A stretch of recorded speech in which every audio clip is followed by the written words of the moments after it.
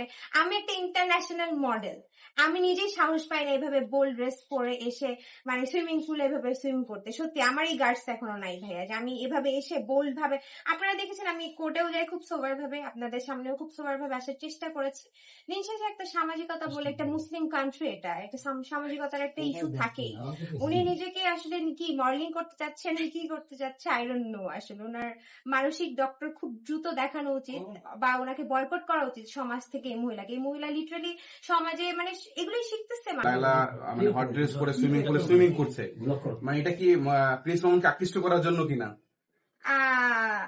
এটা আমি বলতে পারবো না আসলে। উনি উনি আমার অ্যাকচুয়ালি এক পর্যায়ে মনেই হয় যে আমার সিম্প্যাথি ফিল হয় মহিলার জন্য, যে আসলে উনি হয়তো মানসিক সমস্যায় ভুগছেন অনেকদিন যাবত। না হলে এরকম কোনো বাংলাদেশে এরকম লাইলা সেকেন্ড নাই, আপনারা দেখবেন এরকম মহিলা আমি দেখিনি। সুগার মমি হয়ে উনি হচ্ছে এই সম্পর্কটাকে, যেটা লিগালি কোনো কাগজ আপনাদের কাছ পর্যন্ত দেখাতে পারেনি, একটা ভিডিও দেখাতে পারেনি, বিয়ে হয়নি, এটাকে বারবার বলে আমার সংসার ভেঙেছে এই মেয়ে, হ্যান ত্যান ব্লা ব্লা ব্লা ব্লা কি বলে। সো আমি আসলে হেসেছি এতদিন এগুলা দেখে, যে আমি, আমার ফ্রেন্ডরা বলে যে তুই কেন কিছু বলিস না এনাকে নিয়ে। আমি যে কি বলবো, মানসিক রোগী মহিলাকে নিয়ে আমার বলারই কি আছে?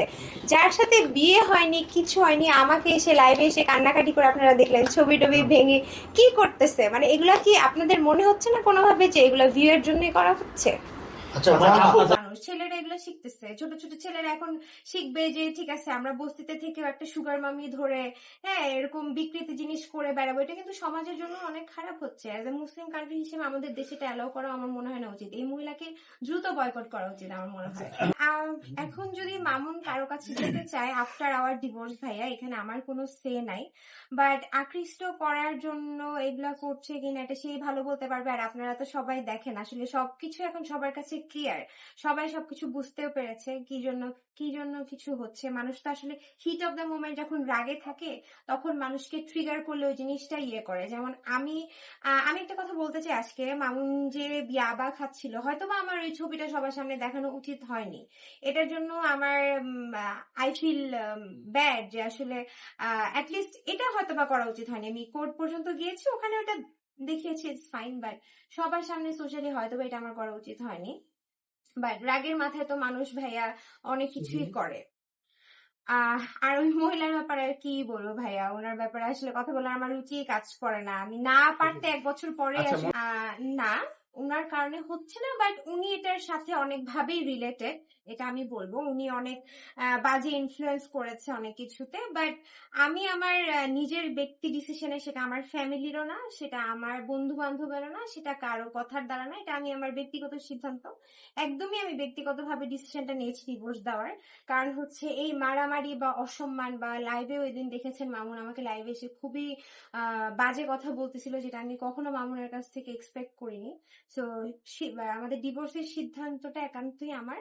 বাট হ্যাঁ, এটার মধ্যে অনেক ষড়যন্ত্র হয়েছে, অনেক কিছু হয়েছে, এটা মামুনও খুব ভালো করে জানে, বা ধরেন সোশ্যাল মিডিয়ারও বা আশেপাশের মানুষজন বা হচ্ছে জনগণ সবাই খুব ভালো করে বুঝতে পেরেছে যে ব্যাপারগুলা কি হয়েছে। না হলে আমাদের ডিভোর্স হচ্ছে, আমরা হাজবেন্ড এন্ড ওয়াইফ, ওই মহিলার এত কিসের সমস্যা? উনি সব ব্যাপারে নাক গলাইতে আসতেছে। হ্যাঁ, আমার কিছু হইলে দেখেন ওনার স্টেটমেন্টও কিন্তু অনেক বেশি পরিবর্তন, খারাপ কথা বলছেন।